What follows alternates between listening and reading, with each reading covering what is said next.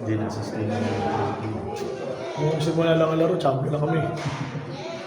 Na kami sa simula ng magaling. Diba?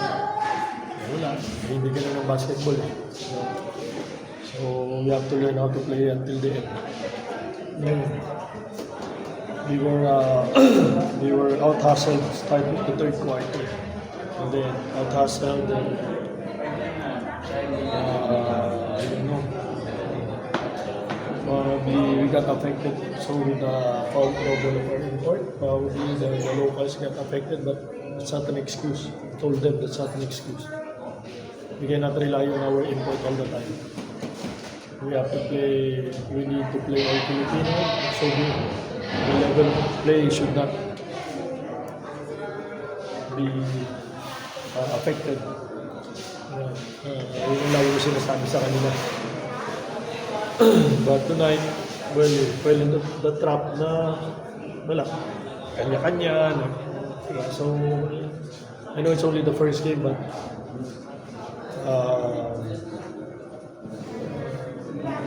we have to learn from the last conference na lagi kami nag-ahabol. Nag-ahabol pa kami.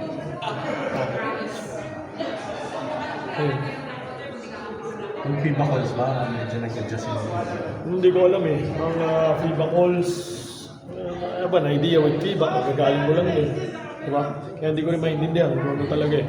So, I mean, we're adjusting and I hope the referees will, the officiating also will adjust.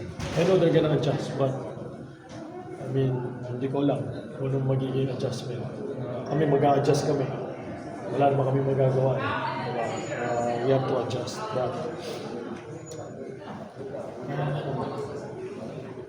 hopefully they can adjust right away also. Kasi hindi naman sila FIBA referee. Diba? PBA referee sila eh. So they have to adjust then. But the thing is, they have to adjust right away because the teams are relying on them. Kami nagre-rely sa kanila ngayon. Diba? Na to make the right calls. So, I know it's hard to be consistent. Diba? Mahirap maging consistent eh. Yun ang matagal na hinihingi ng mga coaches, even players. I know it's hard, but they have to adjust also. We are adjusting, they have to adjust also quick. And FIBA rules. So, lang. Talaga. Pero nag-adjust kami. Mag-adjust din sila. Mabilis. Spoiled by your birthday. Well, buti nga natapos ang birthday ko, hindi ko na birthday. Diba? Buti na lang. But we have to find ways how to figure this out as quick as possible because we need a lot of wins as possible kasi this is not the same format as last two conferences.